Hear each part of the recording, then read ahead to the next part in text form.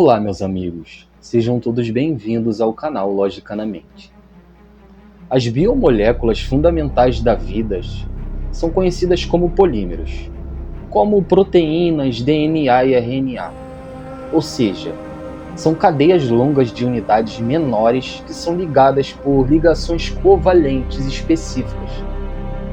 Essas ligações covalentes são conhecidas como pepídicas ou fosfodiésteres. A água, por suas propriedades químicas, conhecida com alta constante dielétrica e forte tendência hidrolítica, desfavorece totalmente as reações de condensação, que formariam as tais junção de monômeros com liberação de água, e então favoreceria as reações de hidrólise, que seriam as quebras dessas cadeias. A formação de polímeros essenciais da vida em ambiente aquoso é quimicamente desfavorecida e entrópica, uma vez que a água promove a degradação das ligações fundamentais antes que alguma cadeia funcional extensa possa se formar. A própria química prebiótica vai exigir concentrações minimamente adequadas de percussores químicos, como aminoácidos, nucleotídeos e lipídios, e em volumes restritos para que a reação da montagem ocorra. Os oceanos primitivos são sistemas de diluição extrema, com volume colossal, onde qualquer concentração local de percussor seria rapidamente dispersa por algum tipo de difusão e correntes marinhas. A diluição característica dos ambientes oceânicos impediria totalmente o acúmulo de percussores em níveis necessários para ocorrer as reações de polimerização e complexificação molecular. A vida utiliza exclusivamente moléculas quirais específicas, aminoácidos levogiros e açúcares dextrogiros. A origem dessa homoquiralidade é inexplicável em condições aleatórias. Soluções aquosas tendem a promover a ressemização espontânea, que seria o equilíbrio entre essas formas, especialmente em presença de radiação ultravioleta e fonte de energias caóticas como fontes hidrotermais.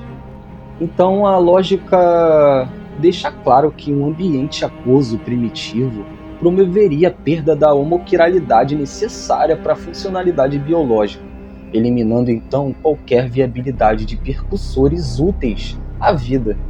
Sabemos que a vida celular depende de compartimentalização por membranas lipídicas altamente específicas e são baseadas em fosfolipídios com caudas hidrofóbicas e cabeças hidrofílicas.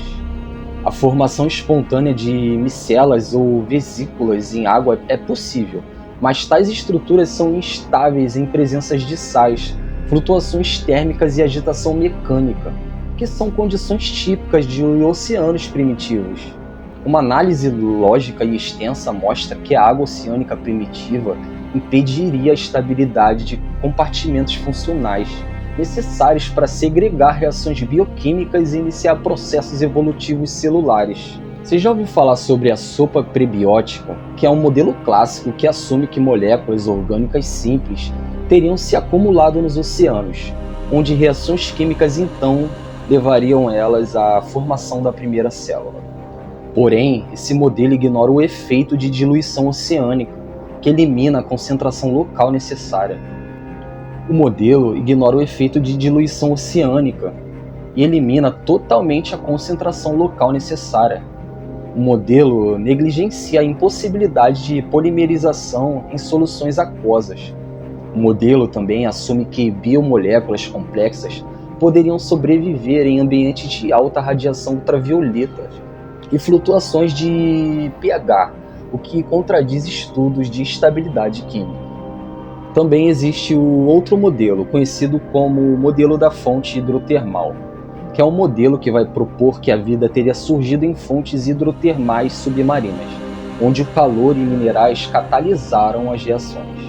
Porém, a alta temperatura favorece a destruição de moléculas frágeis como ribonucleotídeos e aminoácidos. A estabilidade de vesículas lipídicas é extrema em ambiente quimicamente agressivo como fontes hidrotermais. O próprio gradiente químico proposto não explica totalmente a origem da maquinaria proteica responsável por explorá-lo. Existe também outra hipótese, conhecida como mundo RNA, que vai sugerir que algumas moléculas de RNA teriam surgido espontaneamente e catalisado suas próprias reações.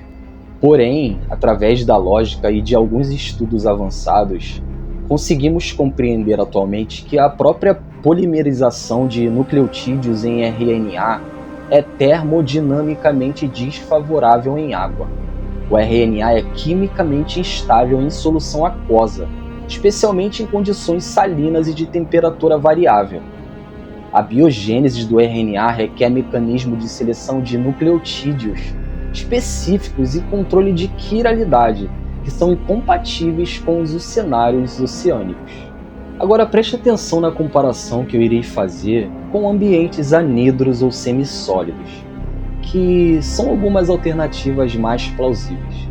O ambiente anidro, como algumas superfícies minerais secas ou interfaces úmidas secas, vão promover reações de condensação ao invés da hidrólise.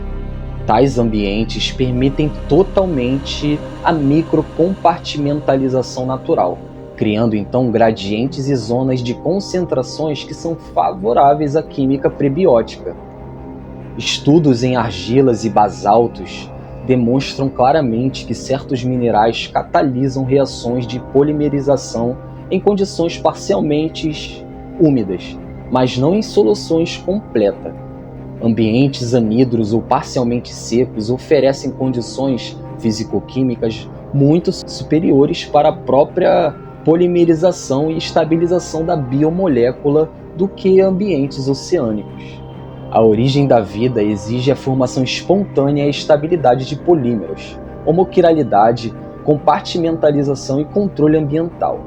Ambientes aquosos, especialmente oceânicos, impedem a polimerização e destroem totalmente a homoquiralidade, inviabilizam a compartimentalização estável e dispersam os percussores. Logo, é impossível que a vida tenha surgido nos oceanos ou em qualquer ambiente aquoso puro. Estudos mostram que ambientes parcialmente anidros, como superfícies minerais e zonas de evaporação cíclica, oferecem toda a condição necessária de concentração e estabilidade, catálise seletiva. Logo, a origem da vida deve ser procurada em ambientes não aquosos ou em interfaces úmidas secas, e não em oceanos. A ciência moderna, especialmente a bioquímica e a fisicoquímica, demonstram claramente, de modo consistente e convergente, que a água em excesso não é o berço da vida, mas sim um solvente universal de destruição prebiótica. Argumentos ateus clássicos, como sopa primordial e fontes hidrotermais oceânicas, são insustentáveis diante da realidade físico-química das biomoléculas. A busca autêntica e intelectual honesta pela origem da vida precisa abandonar o dogma da origem na água e considerar cenários compatíveis com a química real da vida. E lembre-se, a lógica não mostra, a lógica revela. Não se esqueça de se inscrever no canal Lógica na Mente. Valeu!